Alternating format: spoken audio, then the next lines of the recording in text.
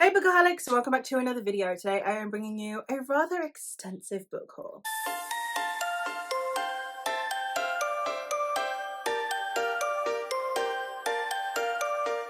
May is always hauling month for me because both my birthday and Spanish Mother's Day are both in May. So I end up with a heck of a lot of books to talk about. I have also been buying some books for book clubs and read-alongs for different reasons, and I have also received 2 books from authors as well. So we're going to go through all of these today, but there's a lot to talk about. I'm not going to be going through extensive synopses. I might mention like brief buzzwords and stuff, but there's a lot of books. You don't want me to tell you the synopsis of all of these. We're going to start with a couple that I have already read and I just wanted to own physical copies of. One of them is Of Sorrow and Such by Angela Slater. This is a witchy novella and it's about a village witch during the kind of beginning of the witch trials. And I also have Hex by Jenny Fagan, which is another witchy story, and in this one we're following a witch who's gone kind of back in time to go meet with someone who was accused of witchcraft and eventually tortured and put to death because of said witchcraft. So yeah, we have these two. I love these. These are 2 of my all-time favorite novellas, hence why I wanted to own them. A sequel to a book that I absolutely adored when it came out and wanted to own a physical copy of as well is Blood Mage by K.S. Veloso. This one is the sequel to Outlaw Mage and is the second book in the J and Puppet Master series. I love these books. I've already read this one. I read it in my Spinner Wheel vlog. I am really glad to own a physical copy of this. I did buy the ebook as a pre-order, but I got my hands on the physical one. Another one that I read in that vlog was I read The City of Jackals by J. Betty, and that is because I loved Kavithri, which I also now own a physical copy of. Kavithri was one of my favourite books of last year, and The City of Jackals is probably one of my favourites of this year. So all in all, a fantastic series. It's the Poppy War, but make it steampunk India. And yeah, I would highly recommend you check these out. I bought Kavithri so I would have a physical copy, and a man was kind enough to send me a signed and personalised copy of The City of Jackals upon release. Another one that I received from an author is Wriggly Little Hands by Alex Knight. I do have an unboxing reel on my Instagram and TikTok. This came with some goodies. We had a lip balm and a sticker. It also came with a little crossword, which was absolutely adorable. I loved reading this. I've literally just finished reading this. This video, hauling this, will actually go up before the vlog in which I read this goes up. But yeah, I had a fantastic time with this, and it's a fun, light, comedic fantasy. If you took minions and put them as servants to a dark lord in an epic fantasy world, and it was fantastic. For ones that I have picked up for book clubs, I have a sci-fi book club running throughout the summer. I already had 1 book and I have picked up 3 more for May, June, July and August. So we have Winter's Orbit, which is the May pick, and this one is a queer sci-fi romance. We have its sequel, which is Ocean's Echo, which is also a queer sci-fi romance. And I have The Terraformers by Annalee Newitt, which is a dystopian, futuristic, after Earth story. It's a bit biopunky as well. And for a secret project, I have also picked up This Will Be Fun by E.B. Asher, which is actually a group of authors as far as I'm aware. But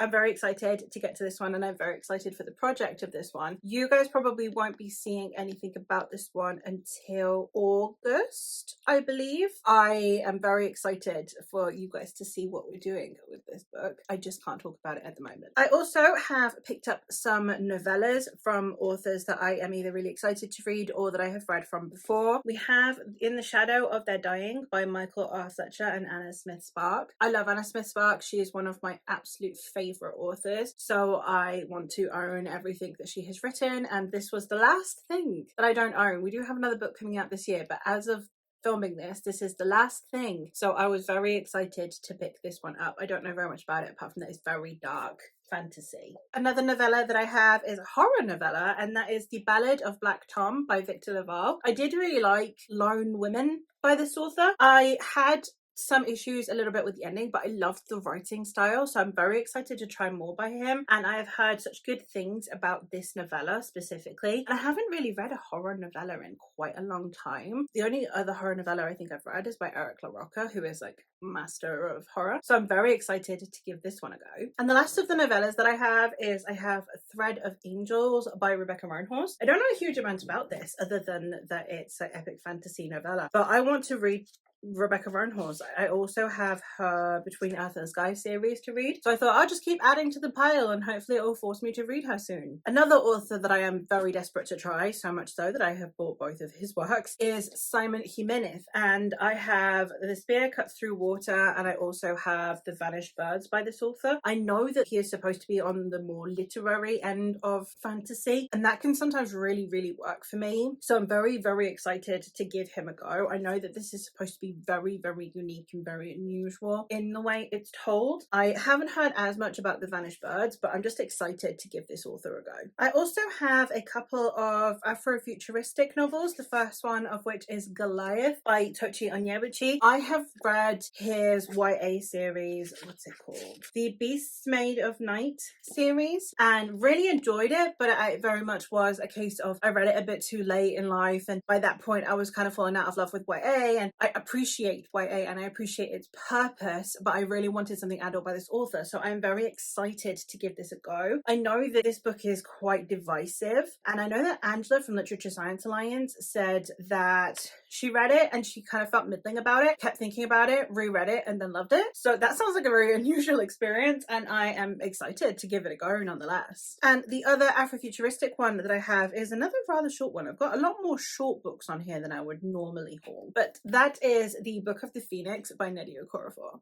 I have been so desperate to get my hands on this book, and I could not get a copy. I couldn't buy a Kindle copy, and I couldn't buy a physical copy that would send to Spain. So in the end I had it sent to my sister-in-law's house, and now I have it. This one is the prequel to Who Fears Death. Now, Who Fears Death is one of my all-time favorite novels, so you can imagine my excitement at finally owning this book and hopefully being able to pick it up soon. I literally only have one epic fantasy on here, which is very unusual for me, but this is a self-pub one, and it's a standalone epic fantasy, which again, unusual, and that is The Worthy by Anna K. Moss. I don't know a huge amount about it. It was on some kind of sale and it was only £3 to buy it, and I got it sent to the UK, so I didn't even have delivery costs. But this book is one that I have seen on a couple of people's channels. It seems to be quite divisive. People seem to either love it or hate it, which is an interesting one as well. But I'm always on the prowl for more epic fantasy written by women, so when it was on sale, I couldn't really say no.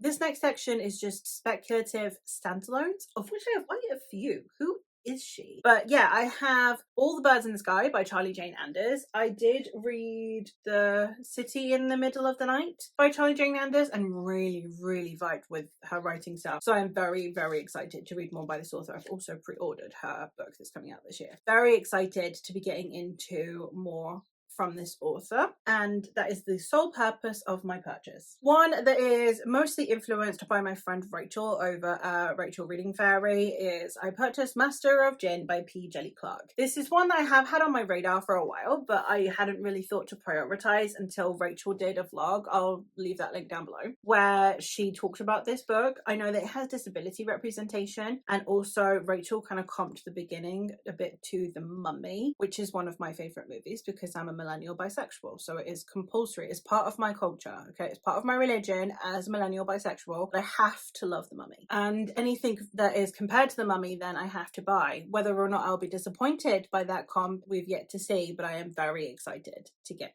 to this one. I have also purchased The Scholar and the Last Fairy Door by H.G. Perry. I believe that this is somewhere in between light academia and dark academia. Light academia is actually one of my favorite genres. Think Memoirs of Lady Trent or Emily Wilde's Encyclopedia of Fairies, any of those, just straight up my street.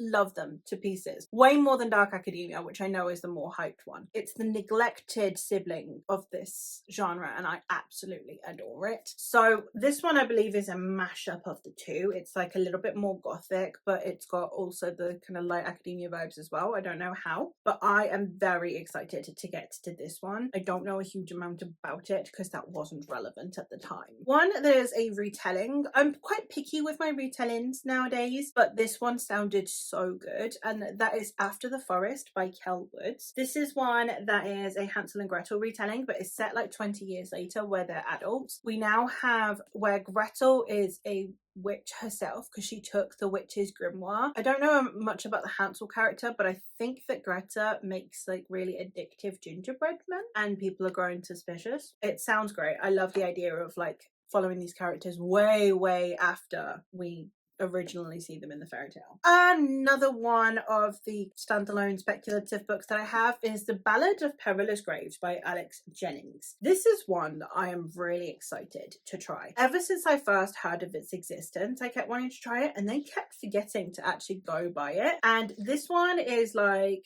jazz but magic, and I don't know, just the New Orleans vibe, apparently quite lyrical prose that goes with that. Just sounds right up my street, and it's kind of giving me like Princess and the Frog meets Soul vibes, and that sounds very cool and I'm very excited. And the last of the standalones that I have is I also have The Midnight Bargain by C.L. Polk. This is one I'm very excited for because it is a Regency romance, and we're following a character who is a magic user, but she's expected to marry, and when you get married you give up your magic, but she doesn't want to give up her magic, but she needs to marry because her family are in debt. And yeah, I think it's a romance, I'm not sure, or maybe like an unromance where she falls in love with someone but chooses herself instead. I don't know, but it's Regency, and Regency is my lifeblood, so had to get this one. And then the last 4 books are 2 series. So the first series that I got was the Seven Devils series by Elizabeth May and L.R. Lamb. I really like L.R. Lamb's writing style. I know that they're quite an acquired taste, but I really vibe with them. These are apparently quite light. A lot of the time they're listed as YA, even though they're by Glanks, and as far as I'm aware, Glanks don't have a YA section. But these are just epic sci-fi stories. They're space operas, and we're following a princess who has faked her own death. And yeah, I just really wanted to get to more by L.R. Lamb, and I really like their sci-fi writing. And also it'll be a taste test a little bit for Elizabeth May for me, because I know that they are republishing their Falconer series for adults. So if I like these, I would potentially go get those. Adding more to the TBR by adding to the TBR. And the very last thing that I have is another duology, and that is the Desert Magicians duology by Nnedi Okorafor. As I said, Nnedi Okorafor has written some of my absolute favourite books, so I wanted to get some more. I'm starting to get withdrawal symptoms. I like eking out my favourite authors. For any of you who watched my Engage Emerson, when was it? I think it was in my Blackathon Spinner Wheel in February, where I talked about not liking the idea of there not being another book ready for me by an author that I love. So I kind of eke them out, and that's exactly what I'm trying to do with Nnedi Okorafor. But Nnedi Okorafor's got quite a lot of books, so I don't really know where I'm dragging my feet. I'm just kind of terrified, but I am very excited to get to these. We have The Shadow Speaker and Like Thunder, and this, I don't know very much about it other than it's Afrofuturistic, which is Nnedi Okorafor's bread and butter. So I just figured I will go in blind and I will read them because it's Nnedi Okorafor. But there you have it, a nice chill haul of my many books that I am very excited to be getting to. Let me know if you've read any of these and your thoughts on them. Let me know if, based on my excitement for these, if you have any other recommendations for me. But that is all from me for today. So thank you ever so much for watching, and I will hopefully catch you in another one soon. Bye!